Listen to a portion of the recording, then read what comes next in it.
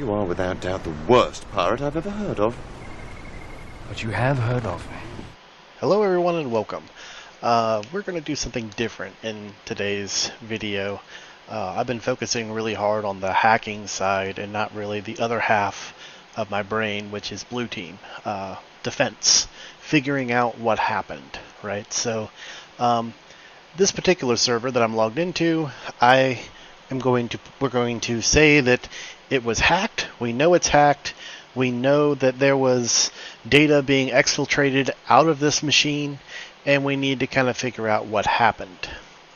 So I've gone through and I've looked at the history of root, the bash history for root, and there's nothing there, nothing at all to indicate that root was hacked.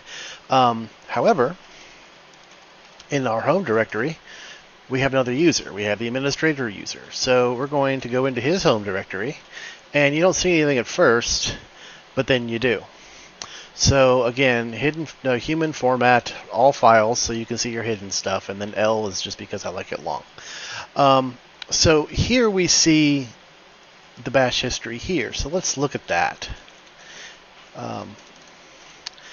And my goodness, we have a lot of stuff that happened.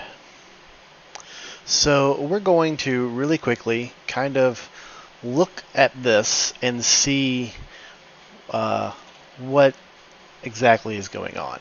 Okay, well, we see first off they typed "Who am I?" and what that does. You know what? Here, hold on. Let's exit out. Clear. Tmux. Don't argue with me, just do the things.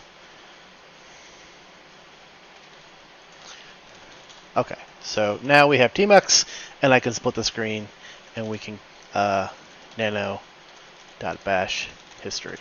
Okay, so down here we have who am I. Let's make this a little better. There we go, that's better. So we have who am I. And in case you don't know what that is, that just simply says who you are, okay? Now, I'm pretty sure that he wasn't root.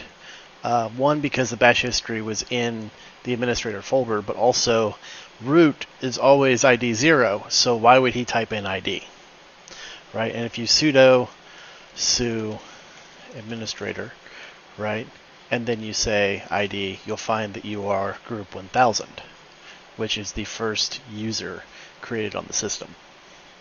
And then we exit out of that. So we also see that this, obviously this was a typo.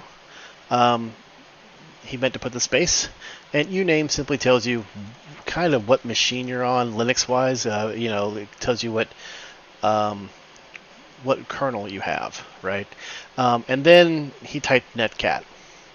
In this case, he then made a new directory of etc initd, and then he went into that directory, and then he did a wget for some kit.tarball, and then he extracted that tarball. Then he moved netcat because he realized this machine didn't have netcat. He moved and renamed the file from netcat to init. And the reason that they did this was to hide the presence of netcat, because as a responder, if you log into a box and you see netcat running, that's an automatic red flag. So he's trying to hide, and you can tell he's hiding with initd, and you know he's moving things in there. And then this is interesting. We do basically a quick what looks to be a while loop. So while do echo started, and then he's running that netcat that he created, right? And then listening on port 8080, and he's executing shell. Now, why would he execute shell if he already has access with shell? The main reason is typically a infiltrator attacker. If they get in one way, the first thing that they want to do is establish a backdoor. Because it's possible that we could log in, see that the shell activity was there, we changed the user's password, right? Or we disable SSH. Maybe we moved the port to a different port. Maybe we hardened it, and we hardened it with failed to ban. So this allows him to have a permanent reverse shell, and then of course done. And he's putting that into init config. And then we see more issues. So no hang up, which just simply means execute and run away. And then init conf. And the and just means basically just fire this off and forget about it. And then we realize that they messed up because they forgot to put in the // for the current directory. And then they typed fac because it still didn't work. They need to make it executable. And then they ran it. And then they ran the command list of open files, and basically they're looking for that 8080. They're making sure that their reverse shell is running. Now they could have ran netstat, however, netstat's not found. So they had to do list of open files. And that would give you all your files. And in this case, we're looking for TCP IP connections. So anyway, then we see some tomfoolery here. This is very clever. Instead of trying to post data in some way, shape, or form, we're simply going to execute and access the dev, TCP, and then his server 443. So literally, we're sending Etsy password and Etsy shadow, which at this point we know he has root, and he fired off these files to here. So I bet you on this IP, which completely is made up, this didn't actually happen, obviously. This is something that I just typed up. So he's exfiltrating data out, right, on port 443. And yes, you can do this. You can actually write directly to a device of TCP with an IP address / the port number, and you can send data that way.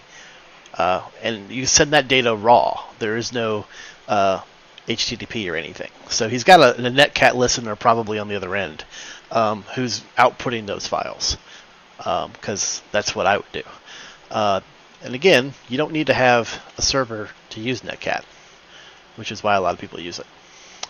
Then we're running TCP dump. And in this case, we're only logging full packets, right? So if it gets broken in the middle of the packet, it won't break the file. And then we're going to write out to this init out on port 80. So he's literally watching all port 80 traffic. And again, that and basically says run in the background. And then he goes into var log messages and deleted some traces of himself, I'm sure. And then ran netstat NAT. It didn't work. And then he SSH to another box. He did something over there, and then he exited. So we have a full history of bash history in here. If someone was this sophisticated, they would probably come back in through that back door that they've created and delete their bash history, but I guess he didn't, right? Because otherwise it would be here. And the reason you can't delete it before you exit is because until you type exit, your bash history isn't written. So until you close your session, you're kind of SOL. So again, you want to do that back door so you can get access to it afterwards, and you also want to do that back door so that you can go in and erase more of your steps. So this has been a quick video. We're like literally at 9 minutes, but it was just something that I thought of that, I need to do more of the blue team side so that you guys can see how somebody can crack into your system. And we showed that last video, right? We showed how to actually break into shell. Now I'm gonna do a couple of videos on how to determine if someone's on your system, if someone's stealing data, or if you've been compromised.